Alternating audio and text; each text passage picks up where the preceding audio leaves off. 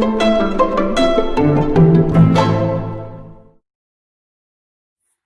BookTube!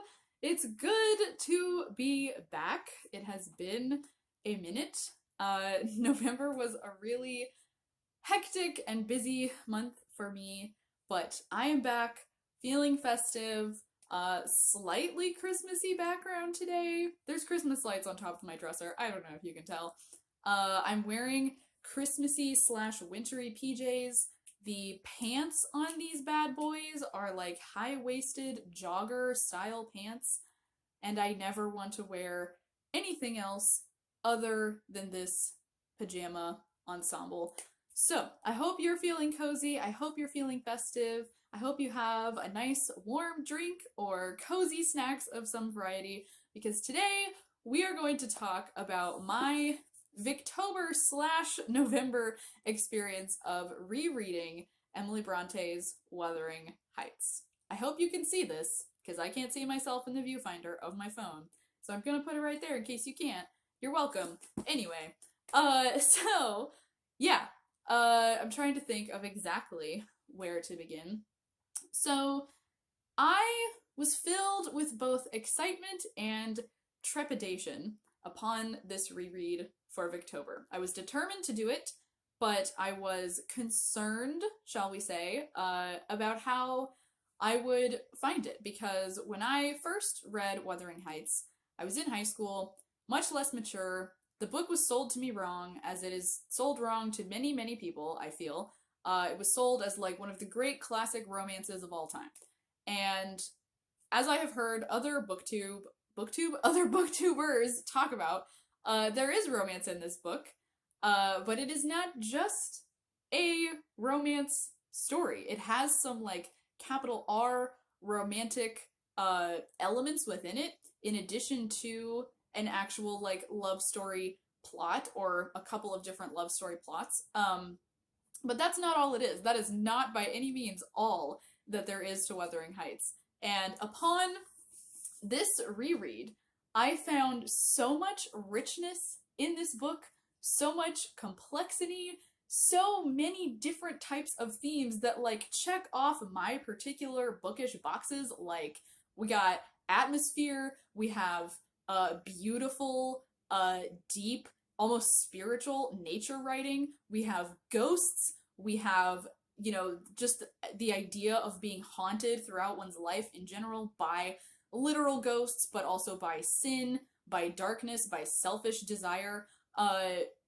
We have like issues of class divides and kind of like different social worlds crashing into each other, and issues of like family and servitude and just relationships of many kinds, not just like romantic love relationships. There is so much in this book, and I am so sad that I did not see all of those things when I first read Wuthering Heights, but you know, maybe the books that we grow to love find us at just the right time. Sentimentality, etc., etc. But yeah, I was so thrilled with this reading experience. I would highly recommend that you try Wuthering Heights again if you already tried it once and didn't love it. And I say that as a reader who, like, I tend to be, like, passionate about a book one way or the other. Like, it is a very rare thing that I would read a book, not like it, and then years later be like, okay, I'm ready to try that again, maybe I'll think differently about it now. I don't do that very often, but with Wuthering Heights, I felt like, as I said, it was sold to me wrong. I don't think that I approached it in the right way at all the first time that I read it. And this time around, I kind of just like released myself into the care of Emily, and I was just like, Emily, my love, my dark, wild, gothic girl, please just bring to me a tale that I could sit and read for hours and hours on a dark, freezing, snowy winter night, locked up in the attic of some old manor house with only like the crackling fire beside me for company. That is the kind of story that I want. I don't care if everything goes wrong. I don't care if I don't like either of the main characters in the story. I am trusting you. I want to just fall into this world and see what it holds. And that's what I did.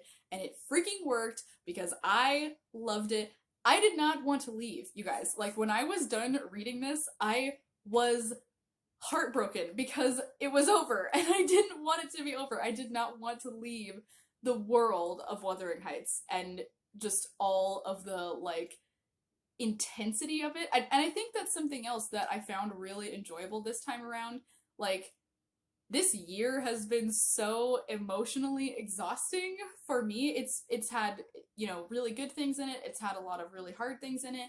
And I think just uh for me, like, I feel like globally we're all just kind of really tired right now, and there's been so much this year that has been really emotionally draining. So it was really nice in a weird way, like, to kind of experience all of the intense, crazy, dramatic, deep, spiritual feelings in this book. It felt very cathartic for me. Like, these things were not happening to me, but I was, like, along for the journey, like, riding the tide of just the wild and crazy world of Wuthering Heights, and I really, really enjoyed that aspect of it. And I think there's also so much psychological richness and complexity to this book. Like, I found myself relishing thinking about the psychology of the characters and how their different, like, backgrounds, how their life stories fed into who they were as people and what they became. And I think this book is really, really looking closely at that question, and it's asking you to think about, like, are you as a person, are you determined by your past and your family and the circumstances that have brought you to adulthood? Or do you have choices? Like, do you have the choice to be a different kind of person? Or has, like, the destiny of your soul kind of already been determined for you? And I was just well into it, you guys. Like, I relished every minute of reading this book. I needed quite a substantial break after reading North and South. I don't know if I need to just plan on, like, only reading one major novel for Victober, because Victorian novels are just rich and intense, and there's a lot going on, and they make you feel a lot of feelings, and I don't know if I can handle reading, like, more than one in Victober. But I'm really glad that I kind of, like, let North and South settle before moving on to this one, because then I could just, like, fully devote myself to it. I also watched, during November, I watched the adaptation of Wuthering Heights, the film adaptation with Ray Fiennes. Am I saying his name right? I think I am. With Ray Fiennes and Juliette Binoche, and the guy who plays Knightley in the 90s version of Emma. I think his name is Jeremy Northam. That was excellent. I love that adaptation so much. I've seen several different adaptations of Wuthering Heights, including the Tom Hardy one. But I really loved that one. And Sinead O'Connor made a brief appearance at, I think, the beginning and the end. But she was, like, uncredited in it, and I had to pause it because I was like, is that Sinead O'Connor? I think it is. And it was. And I love that she was in it, playing the character that she was playing. I love that whole touch. So that is another thing that I think I would really, like, strongly recommend to you if you are intimidated by classics. You know, I'm not necessarily suggesting that you watch the film adaptation of the book in question, like, before you finish the book, but I already knew this story, like, going into this reread, because I had already read the book. I had already watched several different film adaptations of it.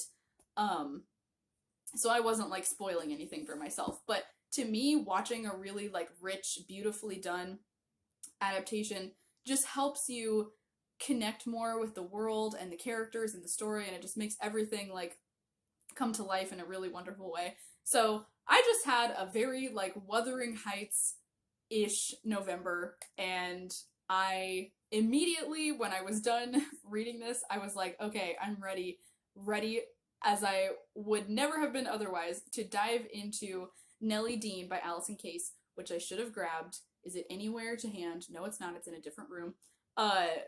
I'll link it down below so you can check it out if you want. But I'm really glad that I have that, because it's kind of like, um, I guess it's kind of a retelling, but in a way it's supposed to be kind of like looking at the story of Wuthering Heights from the perspective of a character called Nellie Dean, who is a servant who has like spent her entire life close to the central family in the story. And but it's supposed to be kind of like, I guess, telling you like the real story, like what really happened. So I'm going to take it with a grain of salt. I'm not going to expect it to have exactly the same impact, or um to me, like, the novel is the novel, and I am not going to like take whatever is in a retelling or a different adaptation and be like, oh yeah, that's completely true, because Emily is not here to defend herself or dispute any of what writers might put into like spin-offs or adaptations.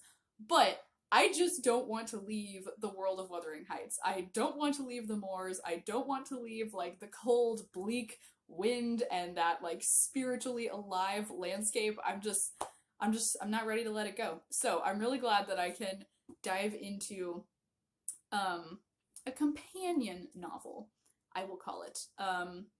Even though this reread is over. So yeah, those are my thoughts on my reread of Wuthering Heights. Let me know if you have read Wuthering Heights and how you found it. I know it's like kind of a love it or hate it book, and trust me, if you hate it, I completely understand. And I was once a member of your party, but I'm really glad that I now have a little like conversion narrative that I can share with the world. If it can happen for me, guys, it can happen for you. But let me know either way if you've read it and what you thought about it. And I hope that you are having a very cozy and festive December, and that whatever you're reading at the moment is bringing you comfort and joy. And I will see you again, hopefully relatively soon, for another video. Bye, guys.